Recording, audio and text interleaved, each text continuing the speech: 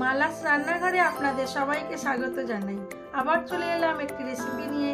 রেসিপিটি দেখুন, দেখে ভালো লাগলে লাইক, শেয়ার, সাবস্ক্রাইব অবশ্যই করবেন। কমেন্ট করতে ভুলবেন না কিন্তু। আজ নিয়ে এলাম দারুণ স্বাদের একটি রেসিপি, যেটা থাকলে ভাতের সাথে আর কিছুই লাগে না।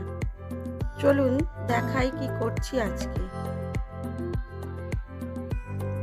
আজ বানাবো এঁচোড়ের কোপ্তা কারি।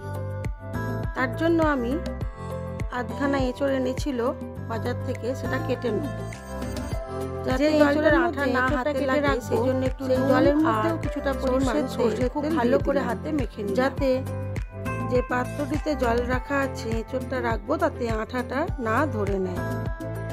এবারে এঁচোড়টাকে প্রথমে ছোট ছোট টুকরো করে কেটে নেব। তারপরে খোসা ছাড়িয়ে মাঝখানের অংশ বাদ দিয়ে ছোট ছোট টুকরো করে নেব। সেটা কিভাবে করছি দেখাই। এঁচোড় কাটতে একটু সময় লাগে। এঁচোড়টাকে ভালো করে আমি আগে এঁচোড় কাটতে পারতাম না, তারপরে আসছি। আমার মতো যারা আছেন তাদের নিশ্চয়ই এই ভিডিওটি কাজে লাগবে, সেই জন্য আজকে এঁচোড় কাটাটা দেখালাম।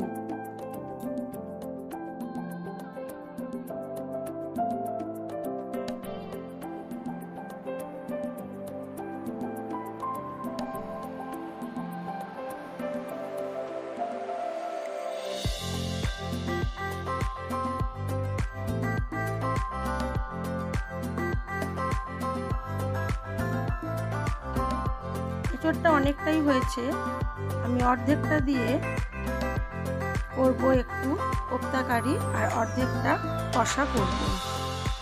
কোপ্তা কারির জন্য প্রথমে আমি কিছুটা জল নিয়েছি, জলের মধ্যে দিয়ে দিলাম হলুদ আর দেবো নুন। দিয়ে জলটা ফুটে উঠলে তার মধ্যে দিয়ে দেবো টুকরো করে রাখা এঁচোড়গুলো, দিয়ে ভালো করে সেদ্ধ করে নেব।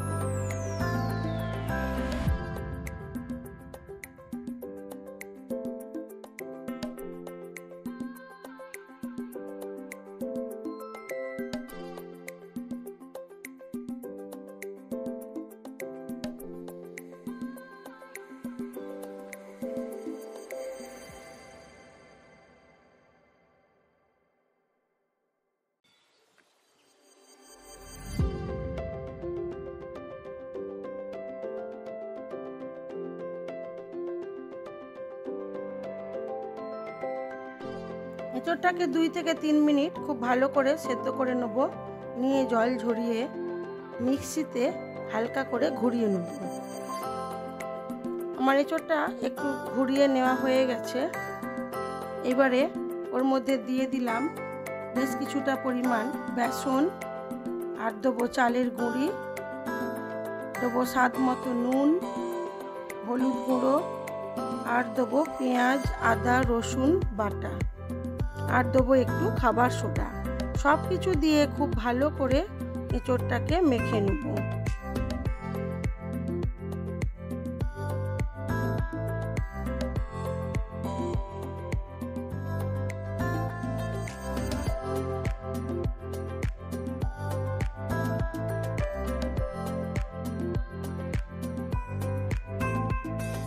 দিয়ে দিলাম পেঁয়াজ, আদা, রসুন বাটা।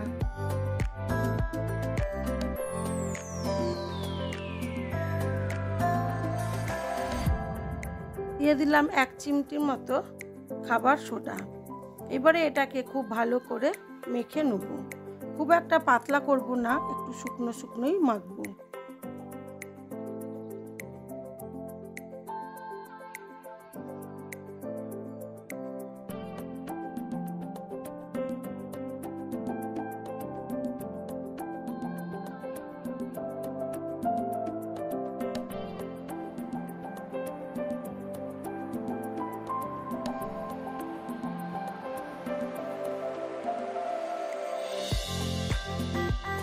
ভালো করে মাখানো হয়ে গেছে। আমি ছোট ছোট বলের আকার করে নিয়েছি।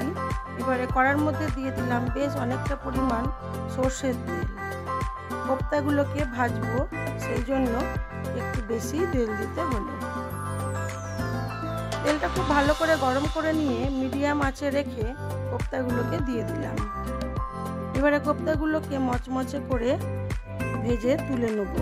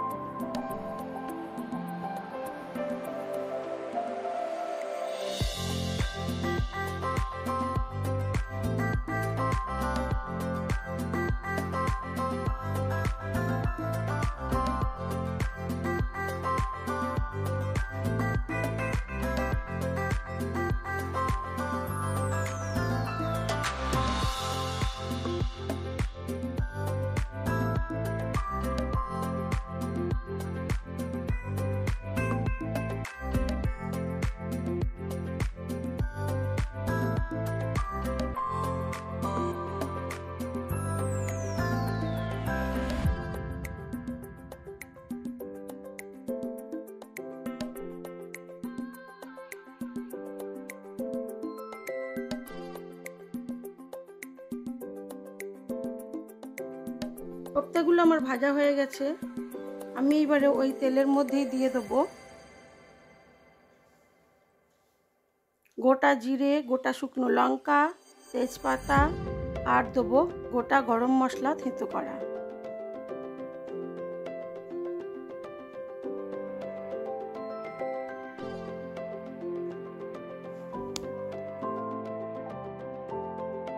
ফোড়নটা ভাজা হয়ে গেছে, দিয়ে দিলাম রসুন বাটা। রসুনটাকে দিয়ে হালকা নাড়াচাড়া করে নেব। তারপরে দিয়ে দেবো অল্প পরিমাণ পেঁয়াজ কুচি। এবারে এটাকে লাল করে ভেজে নেব।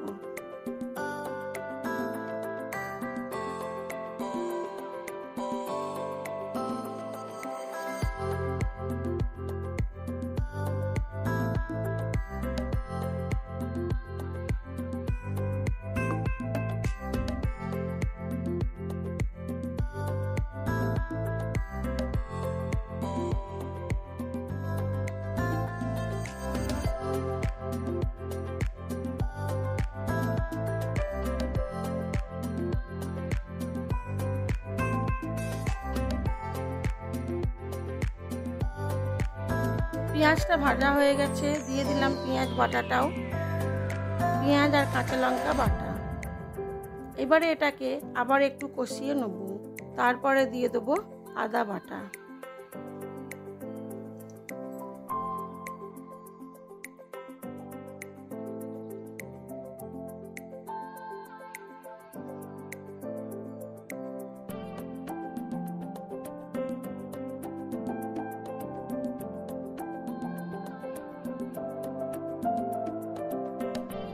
এবারে মশলাটাকে খুব ভালো করে কম আঁচে কষিয়ে নেব। দিয়ে দিলাম পরিমাণ মতো হলুদ গুঁড়ো, আর দেবো লাল লঙ্কার গুঁড়ো, স্বাদ মতো নুন, চিনি, আর দেবো টমেটো সস। দিয়ে দিলাম লাল লঙ্কার গুঁড়ো। এবার এটাকে হালকা কষিয়ে নেব।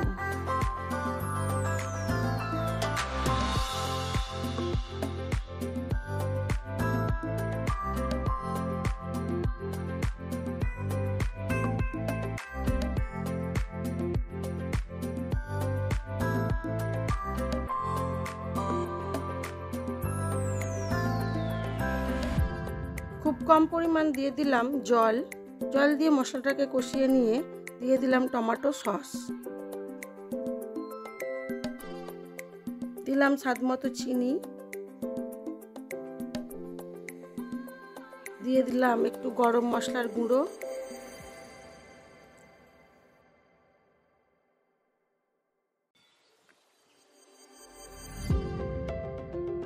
আর দিলাম স্বাদ মতো নুন। এবারে মশলাটাকে আবার ভালো করে কষাবো।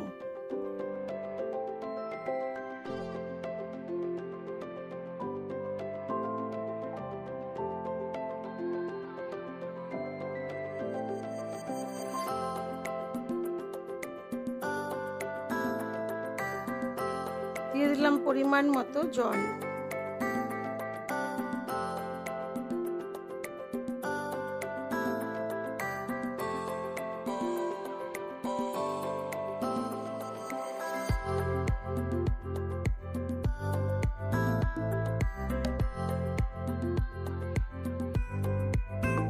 ঝোলটা ফুটে উঠেছে, এবারে দিয়ে দেবো কোপ্তাগুলো। কোপ্তাগুলো দিয়ে মিডিয়াম আঁচে 5 থেকে 7 মিনিট হতে দেব। দিলেই হয়ে যাবে এঁচোড়ের কোপ্তা কারি।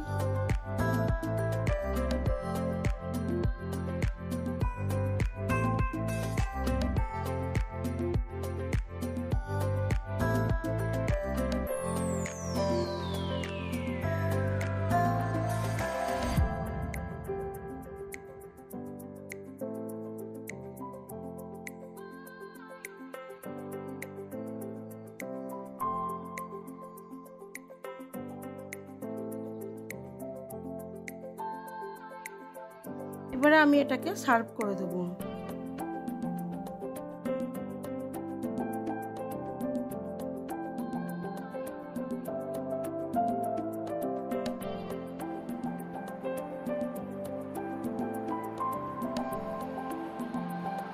আমার এই ভিডিওগুলো যদি আপনাদের ভালো লেগে থাকে তাহলে লাইক, শেয়ার, কমেন্ট অবশ্যই করবেন।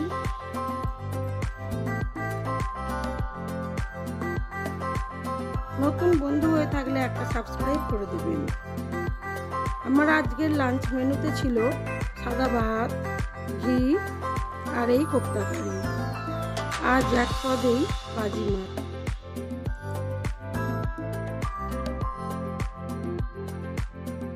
কখনো কখনো এক পদই ভালো লাগে, অনেক রকম খেতে ইচ্ছে করে না, তখন এই রকম এঁচোড়ের কোপ্তা কারি অসাধারণ লাগে। আজ এই পর্যন্তই। সবাই ভালো থাকবেন, সুস্থ থাকবেন, নিজেদের খেয়াল রাখবেন।